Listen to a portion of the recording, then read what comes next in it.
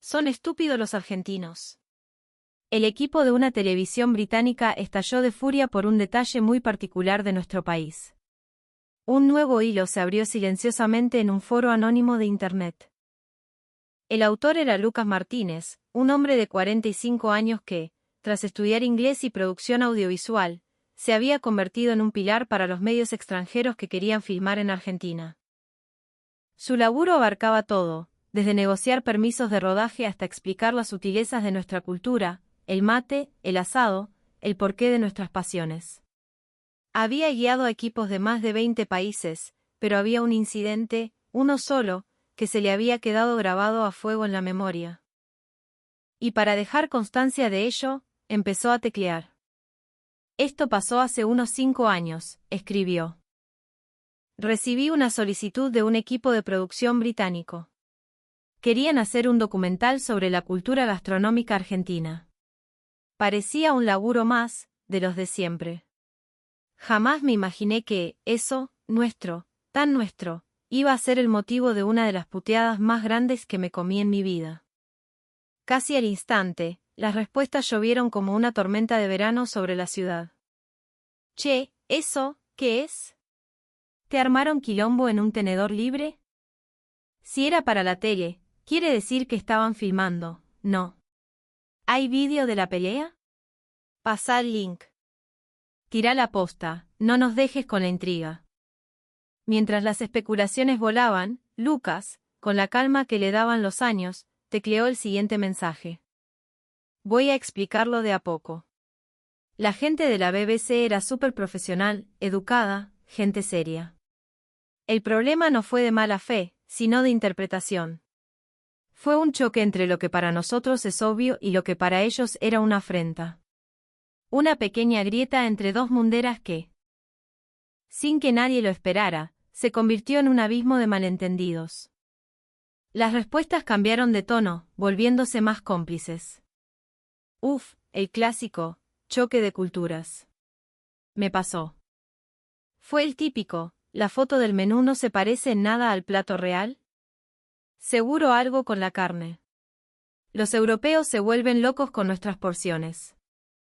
Finalmente, Lucas dejó una última pista antes de sumergirse en el relato. El escenario fue un conocido patio de comidas en un shopping de Palermo. La chispa que encendió todo fue una escena que se repetía en la vidriera de casi todos los locales. Desde acá empiezo a contar. Todo comenzó, como suelen hacerlo las grandes historias, con la normalidad de un día cualquiera, hace ya unos 5 años. Revisando los correos de laburo, un remitente desconocido me llamó la atención. Era una productora asociada a la BBC, el gigante de la radiodifusión pública británica. El mensaje era directo y conciso: estamos planeando un documental sobre la cultura gastronómica de Argentina. Nos gustaría que nos guiaras, desde las parrillas de barrio hasta los restaurantes de alta cocina. Si es posible. Necesitaríamos también que te encargues de la coordinación local y la traducción. El pedido en sí no era nada del otro mundo. Ya había coordinado rodajes sobre el asado, las empanadas, la ceremonia del mate e incluso la cultura del dulce de leche. Era un terreno conocido. Tras confirmar los detalles básicos, les envié una propuesta de itinerario y un presupuesto. A la semana, el proyecto estaba en marcha. Poco después, recibí la información del equipo que viajaría. El presentador sería Alex, un periodista de unos 35 años, muy popular en un programa de actualidad de la BBC. El camarógrafo, George, un hombre de apariencia tranquila y mirada observadora. La directora, Sara, una mujer que irradiaba una calma casi imperturbable. Junto a ellos vendrían otros 4 miembros del equipo, entre sonidistas y asistentes. En total, 7 personas. El plan de rodaje era de 5 días. Los 3 primeros estarían dedicados a explorar la gastronomía porteña: San Telmo, el mercado de Mataderos, Palermo, Puerto Madero, una mezcla de bodegones tradicionales y cocina de autor. Los 2 últimos días quedaban como comodín, por si surgía algún imprevisto o queríamos cambiar de rumbo. Con el cronograma cerrado, me sumergí en la logística, tramitar los permisos de filmación en cada locación, reservar el transporte, el hotel. Todo parecía marchar sobre ruedas. El día de su llegada, los esperé en el hall de Ezeiza. A pesar del largo viaje, Alex y su equipo me saludaron con una sonrisa y un firme apretón de manos. Hello. You must be Lucas. It's a pleasure to meet you, dijo Alex con una energía que desmentía las horas de vuelo. El placer es mío. Bienvenidos a Argentina, respondí, guiándolos hacia la camioneta. Vamos al hotel, así descansan un poco. Durante el trayecto por la autopista, el aire dentro del vehículo vibraba con entusiasmo. Quiero probar un buen asado, por supuesto. Pero también las milanesas. Me dijeron que son algo increíble, exclamaba Alex mientras George, desde la ventanilla, filmaba el paisaje urbano que se desplegaba ante nosotros. Su optimismo me contagió, pero en algún rincón de mi mente, una pequeña e indefinible sensación de inquietud empezó a crecer. Era como una nota discordante en una melodía perfecta. En ese momento, no le di importancia. No podía saber que ese vago presentimiento era el preludio de la tormenta que se avecinaba. El primer día de rodaje amaneció con ese aire fresco y limpio que a veces regala Buenos Aires antes de que el sol empiece a picar. Nos reunimos en el corazón de San Telmo, en la Plaza Dorrego. Alex y su equipo, cargados con trípodes y equipos, miraban a su alrededor fascinados. "This is amazing", susurró George, con la cámara ya pegada al ojo. Las fotos no le hacen justicia. Las calles empedradas, los caserones antiguos, los puesteros que comenzaban a armar la feria, todo creaba una atmósfera mágica. La primera parada fue un bodegón histórico, famoso por sus empanadas. Filmamos el repulgue perfecto hecho a mano por una señora que llevaba 50 años en el oficio, el dorado exacto al salir del horno de barro. El equipo estaba maravillado. «Esto es arte», decía Alex, después de darle el primer mordisco a una empanada de carne cortada a cuchillo. Nunca imaginé que algo tan simple pudiera tener tanto sabor. Luego nos dirigimos a una pulpería en Mataderos. El aroma a carne asándose lentamente llenaba el aire. Alex, frente a un brasero donde chisporroteaban chorizos y morcillas, entrevistó al parrillero. En su libreta, anotaba palabras como ritual, paciencia, respeto por el producto. El día fue un éxito rotundo. Sin embargo, a partir del segundo día, el ambiente empezó a enrarecerse. Después de filmar en una exclusiva parrilla de Puerto Madero al mediodía, noté un ligero cansancio en el rostro de Alex. No era solo fatiga física. «Lucas, ¿qué sigue después de esto?», preguntó. Su tono no era el de una simple consulta sobre el itinerario. Había una pizca de hastío, como si preguntara, ¿otra vez vamos a comer carne? Cuando le respondí que por la tarde visitaríamos un restaurante de pastas caseras en La Boca y por la noche una pizzería emblemática de la calle Corrientes, vi como Sara, la directora, fruncía el ceño y murmuraba algo por lo bajo a su asistente. El tercer día, durante un almuerzo en un restaurante de Palermo especializado en milanesas de autor, la expresión de Alex se ensombreció por completo. Dejó los cubiertos sobre el plato a medio comer, suspiró y me lanzó una pregunta que me descolocó por completo. «A ver, Lucas, decime la verdad. ¿En Argentina siempre preparan esta cantidad obscena de comida?» No entendía a qué venía. Esbocé una sonrisa incómoda, sin saber qué responder, pero él insistió, su voz teñida de una seriedad casi acusatoria. «Hay países donde la gente se muere de hambre, y ustedes despliegan toda esta abundancia sin que se les mueva un pelo. No sienten nada». Me quedé sin palabras. Su pregunta me pareció tan fuera de lugar, tan repentina. En ese momento, todavía no lograba conectar los puntos. No entendía la raíz de su malestar. Pero esa incomodidad, ese pequeño roce cultural, pronto se convertiría en el epicentro de un terremoto. Y así llegamos al último día. En la camioneta, de camino a nuestro destino final, Alex, con una voz gélida que ya no intentaba disimular su desdén, me interpeló directamente. «¿A dónde pensás llevarnos hoy, Lucas? ¿A otro restaurante carísimo? ¿O a algún lugar con más comida de utilería?» El resto del equipo, que antes sonreía y bromeaba, ahora evitaba mi mirada. El aire se podía cortar con un cuchillo. Yo, ingenuo de mí, todavía no sabía que estábamos a punto de llegar al lugar donde todo explotaría. No sabía que la imagen que verían en segundos desataría el caos. La tarde del tercer día de rodaje, sintiendo la pesadez en el ambiente, decidí hacer un cambio de planes. Intentando aligerar la atmósfera, propuse llevarlos al patio de comidas de un gran centro comercial en Palermo. Les expliqué que allí podrían ver, en un solo lugar, una enorme variedad de la oferta gastronómica argentina, desde puestos de comida rápida al estilo local hasta restaurantes familiares y locales especializados. El equipo asintió en silencio, sin mucho entusiasmo. Al llegar al shopping, nos adentramos en el bullicioso patio de comidas. Las vidrieras de cada local eran un espectáculo en sí mismas. Exhibían una increíble variedad de platos o, mejor dicho, de sus réplicas.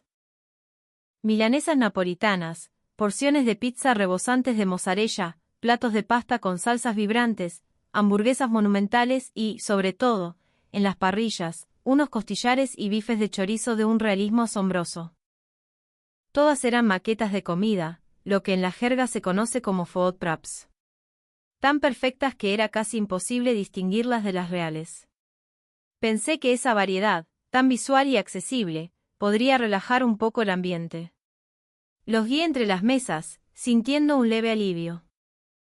Pero ese alivio duró apenas unos segundos. Lucas, un momento, por favor. Alex me agarró del brazo.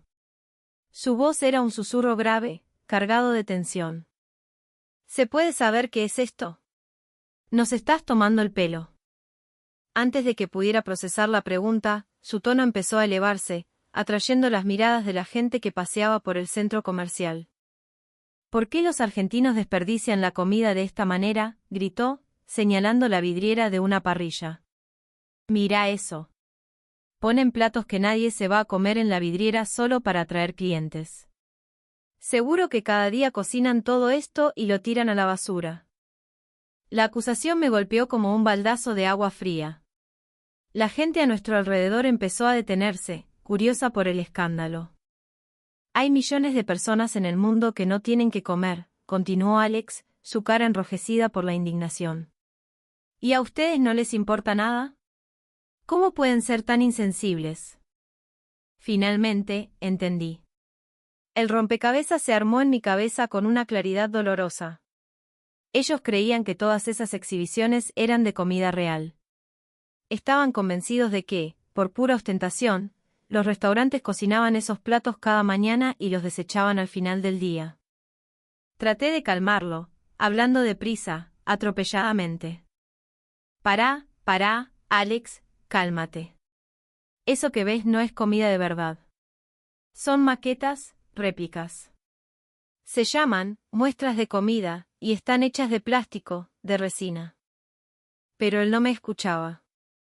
Negaba con la cabeza, cada vez más furioso. No me mientas. Se ve perfectamente real.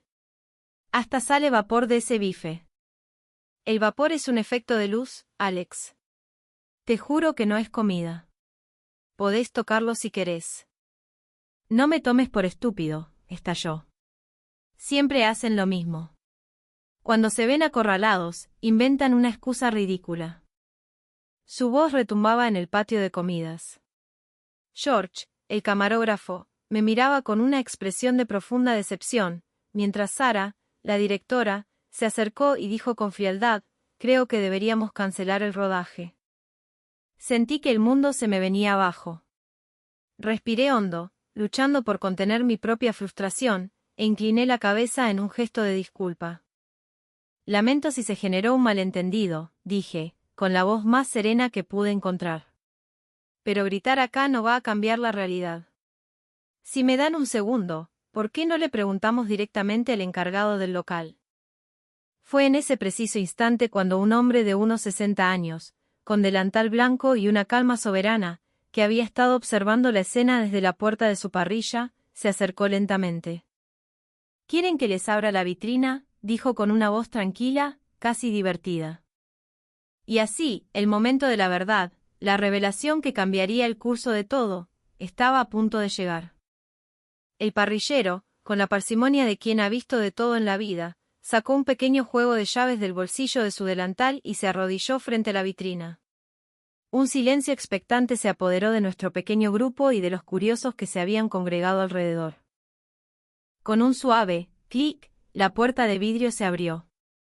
De su interior, el hombre extrajo la pieza que había desatado la furia de Alex, un bife de chorizo monumental, con las marcas perfectas de la parrilla y un brillo que lo hacía parecer increíblemente jugoso. «Tóquenlo, sin miedo», ofreció el parrillero con una sonrisa. «No muerde. No es comida». Alex, todavía frunciendo el ceño pero visiblemente intrigado, extendió la mano con cautela y rozó la superficie con la punta de los dedos. Luego, el parrillero lo apoyó suavemente sobre el mostrador de mármol. El sonido no fue el de un trozo de carne, sino un toc, seco y hueco, el ruido inconfundible del plástico. Sobre la superficie se podía ver una finísima capa de polvo, evidencia de que llevaba allí mucho, mucho tiempo. «Esto no es comida», murmuró Alex, como si su cerebro estuviera luchando por procesar la nueva información. George y Sarah se acercaron, sus rostros una mezcla de asombro y desconcierto. Aproveché el momento para intervenir. «Como les decía, son maquetas. Réplicas hechas de resina y otros polímeros», expliqué en voz baja. «Es una tradición que viene de hace décadas. Antes los artesanos las tallaban a mano, las pintaban con un cuidado increíble. Ahora la tecnología permite que se vean aún más reales, eso es todo». Ellos seguían perplejos. Pero se veía tan perfecto. ¿Y el vapor? «El vapor es un pequeño humidificador escondido debajo, un truco visual», añadí. «No se usa ni un gramo de comida real. Por eso no se pudre, y por supuesto, no se cocina y se tira cada día». El parrillero asintió, riéndose. «Este bife lo tengo en la vidriera hace como 5 años. Le pasamos un trapito de vez en cuando, pero tirarlo sería una locura». El rostro de Alex se fue tiñendo de un rojo intenso. Pero ya no era el rojo de la ira, sino el de la vergüenza, el del arrepentimiento. Exhaló lentamente, bajando la mirada. Nosotros pensábamos que era comida de verdad. Que la exhibían solo por aparentar y la tiraban cada día. Por eso nos enojamos tanto. Lo siento de verdad, lo siento muchísimo». Inclinó la cabeza, genuinamente avergonzado. A su lado, George y Sarah hicieron lo mismo, en un gesto de disculpa silencioso y profundo. De entre los curiosos que aún quedaban, se escaparon algunos aplausos tímidos. El parrillero, con una calidez típicamente argentina, le restó importancia. «No se preocupen, che. ¿Cómo iban a saberlo? Lo importante es preguntar». Frente a la vitrina ahora abierta, el silencio que siguió fue denso pero ya no hostil. La furia había desaparecido de los rostros del equipo británico, reemplazada por una mezcla de desconcierto y bochorno. Alex colocó con delicadeza la maqueta de vuelta en el mostrador. «Lucas», dijo, mirándome directamente a los ojos. «Te pido 1000 disculpas. Dimos por sentado lo peor de su cultura, que estaban desperdiciando comida, y te grité sin siquiera preguntar. Me equivoqué por completo. Te pido perdón, de corazón». Sarah, la directora siempre serena, también se disculpó. «Vinimos a Argentina para conocer su cultura, y fuimos nosotros los que nos cerramos a entender. Es vergonzoso». George, el camarógrafo, se rascó la nuca, visiblemente incómodo. «Cuando vi el polvo sobre el bife, te juro que quise que me tragara la tierra». El parrillero, que había sido el catalizador de la paz, sonrió. «No pasa nada, muchachos. Ya está. Lo importante es que el malentendido se aclaró. ¿Quieren probar uno de verdad ahora? Invita a la casa». Yo también intervine, sintiendo que el nudo en mi estómago finalmente se disolvía. El griterío me asustó un poco, no te voy a mentir, le dije a Alex. Pero me alegro de que todo se haya aclarado. Y les agradezco que, a pesar del enojo, al final hayan estado dispuestos a escuchar. La pesadez del aire se disipó como el humo de una parrilla. La gente que se había arremolinado a nuestro alrededor comenzó a dispersarse entre risas y comentarios como, claro, son las maquetas, o, qué quilombo por un cacho de plástico. Sin embargo, noté que Alex no estaba del todo tranquilo. Miraba el bife de resina con una expresión extraña, como si estuviera debatiendo algo internamente. Tenía la mirada perdida, los puños ligeramente apretados. En ese momento, yo no podía saber que en su cabeza no estaba la idea de cerrar el capítulo y seguir adelante. No podía imaginar que ese bochornoso malentendido estaba a punto de transformarse en algo completamente inesperado. Alex permaneció en silencio unos instantes más, con la vista fija en la maqueta de comida. Apretó los puños, respiró hondo como para armarse de valor y, finalmente, levantó la vista hacia mí. Lucas, no podemos irnos de acá como si nada, dijo con una determinación que me sorprendió. No después de esto. Si es posible, me gustaría saber más sobre estas maquetas. Quiero entender cuándo y quién empezó a hacerlas, cómo se convirtieron en parte de la cultura argentina.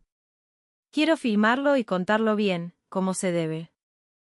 En ese instante, comprendí la verdadera naturaleza del hombre que tenía delante. Su silencio no era solo de vergüenza. Era la pausa de un profesional que buscaba asumir su responsabilidad, no solo pidiendo disculpas, sino corrigiendo su error a través de su trabajo, contar historias. Asentí lentamente, una sonrisa formándose en mi rostro. En ese caso, sé exactamente a dónde tenemos que ir, propuse. Hay un taller en el barrio de Boedo. Es de los más antiguos de la ciudad. Un artesano que lleva toda la vida haciendo esto. Al día siguiente, nos adentramos en una calle tranquila de Boedo, lejos del glamour de Palermo. El taller era un pequeño local de fachada antigua, cuya vidriera exhibía una colección de maquetas que iban desde empanadas hasta porciones de torta. Al entrar, el olor a solventes y pintura llenaba el aire. Un hombre mayor, de manos curtidas y delantal manchado, estaba sentado en su mesa de trabajo, retocando con un pincel finísimo el dorado de una milanesa de plástico. Tras obtener su permiso para filmar, el artesano, llamado Donato, comenzó a contarnos la historia con una voz pausada y amable. Esto empezó por allá, por los años 50, 60, relató. Buenos Aires se estaba llenando de inmigrantes de todas partes. Muchos no hablaban bien el castellano. Entraban a un bodegón y no sabían qué pedir. Entonces, a un gallego dueño de un restaurante se le ocurrió poner una muestra del plato en la vitrina. Pero claro, la comida de verdad se echaba a perder. Mientras yo traducía, observaba a Alex. Tomaba notas en su libreta con una concentración absoluta. Sara supervisaba la imagen en su monitor y George hacía tomas cerradas de las manos expertas de Donato. El artesano nos mostró una vieja foto en blanco y negro. En ella se veía la fachada de un restaurante de época.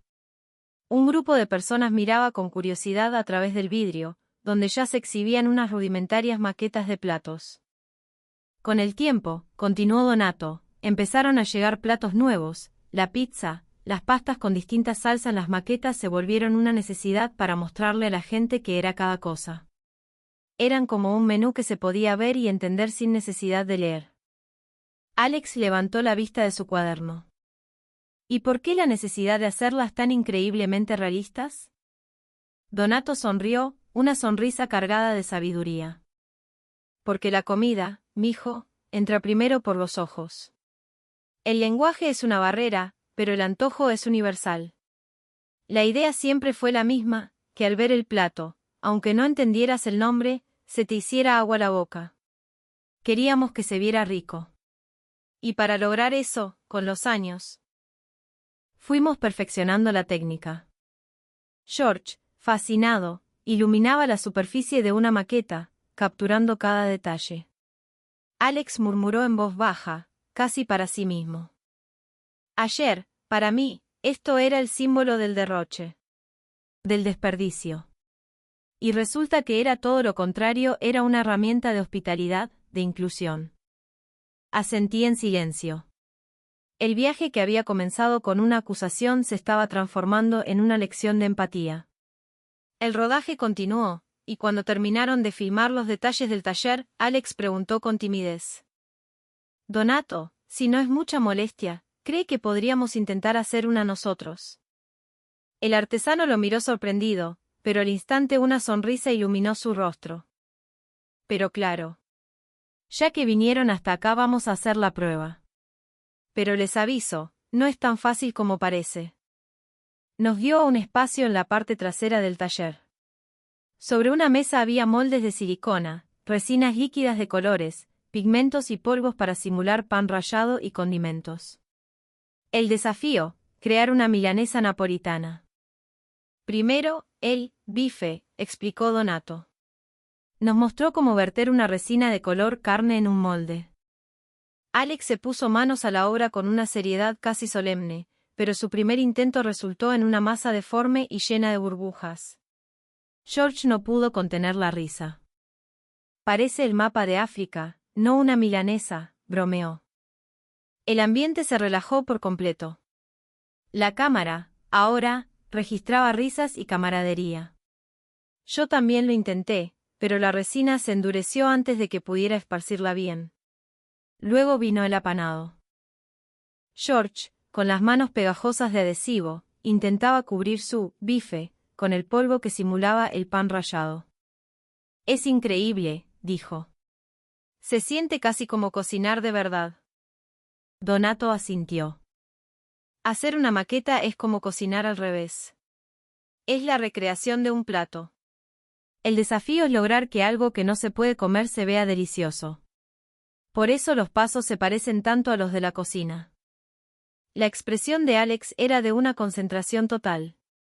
Con un cuidado extremo, colocó una lámina de plástico rojo simulando la salsa de tomate y otra amarilla para el queso.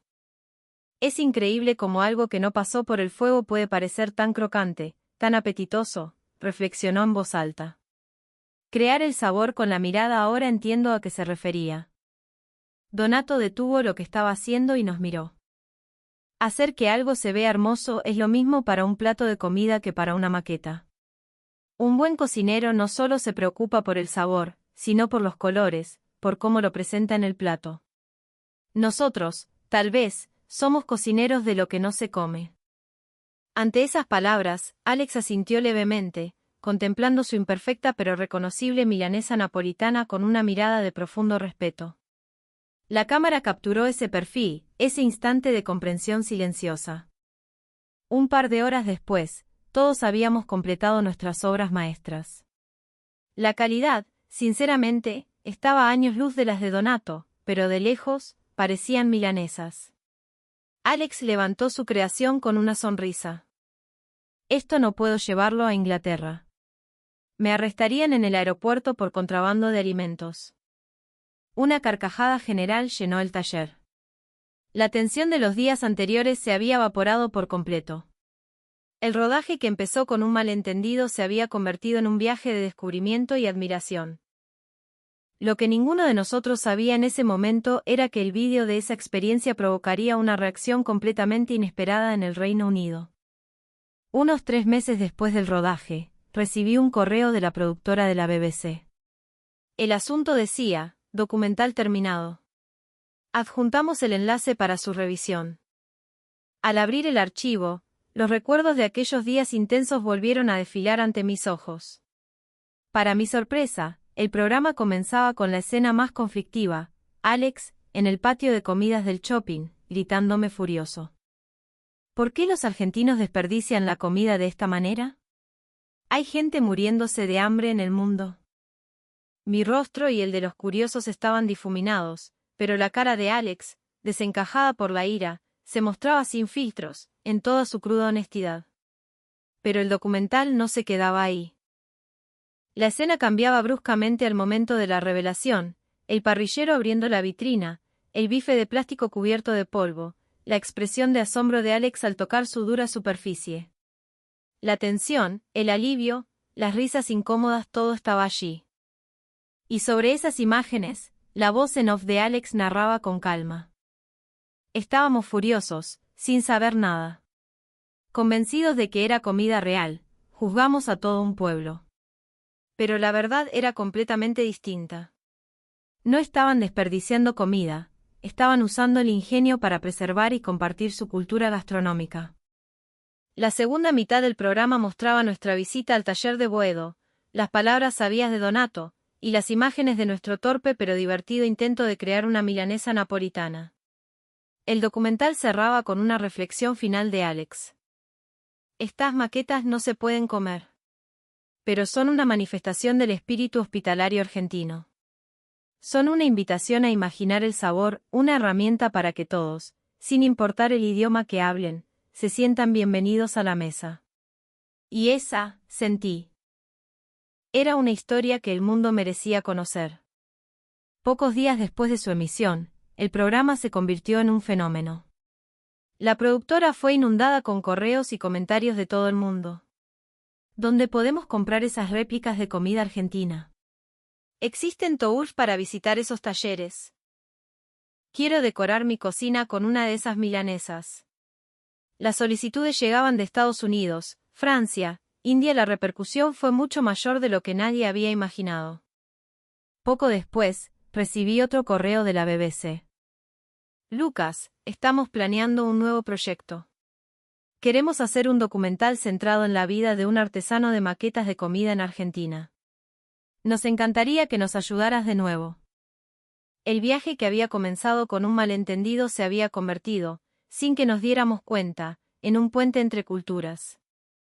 Un tiempo después, cuando la efervescencia del documental se había calmado, recibí otro correo de Alex. Lucas, ¿podríamos pedirte un favor más? Queremos organizar un evento en Londres, un taller para que la gente aprenda a hacer maquetas de comida. Nos encantaría que vos y Donato vinieran. La propuesta me dejó sin palabras. Pero no había motivos para dudar. Cuando le comenté la idea a Donato, se rió con una mezcla de timidez y orgullo. Mirá vos pensar que a mi edad iba a terminar haciendo maquetas en el extranjero. Suena divertido, ¿no? Vamos. Meses más tarde, Donato y yo estábamos en un avión rumbo a Londres. El evento se celebró en un gran salón, lleno hasta los topes. Había chefs, estudiantes, familias con niños, todos curiosos por aprender el arte de la comida que no se come. Sobre las mesas estaban los materiales para replicar empanadas, porciones de pizza y flan con dulce de leche. Alex subió al escenario y tomó el micrófono. Hace un tiempo, yo creí erróneamente que estas maquetas eran un símbolo del derroche, comenzó. Pero hoy sé que no es así. Son un plato que se ofrece con la mirada, un gesto de empatía. Cuando el taller comenzó, los niños estiraban la resina entre risas y los adultos se esforzaban con concentración para lograr el repulgue perfecto en sus empanadas de plástico. Al ver los resultados, se oían exclamaciones de asombro. No puedo creerlo, parece de verdad. Donato, observando la escena con una sonrisa serena, me dijo en voz baja, comer un plato dura un instante. Pero el recuerdo de ese sabor, la memoria, puede durar para siempre. Con esto pasa algo parecido. Aunque no se pueda comer, puede hacer sonreír a la gente. Al finalizar el evento, Alex se me acercó. Cualquiera puede cometer un error, tener un malentendido, me dijo. Pero si en lugar de aferrarte a él, elegís el camino de la curiosidad, el conflicto se convierte en una historia. Cuando volví a Buenos Aires, abrí mi computadora y entré a aquel viejo foro. Busqué el hilo que había creado meses atrás y escribí una última respuesta. Lo que para un argentino es normal, para otro puede ser un shock. Pero ese shock no tiene por qué ser un motivo para odiarse. Si se convierte en la excusa para conocerse, el mundo se vuelve un lugar un poquito más interesante. El inicio de todo fue un simple malentendido. Pero gracias a ese error, ellos eligieron el camino de la comprensión en lugar del de la ira. Se creía que Argentina era un país que malgastaba la comida, pero lo que encontraron fue la calidez de gente que, desde el anonimato, había pasado décadas perfeccionando un ingenio para hacer sentir bienvenido al otro. Encontraron el orgullo silencioso de un artesano y la generosidad de un pueblo.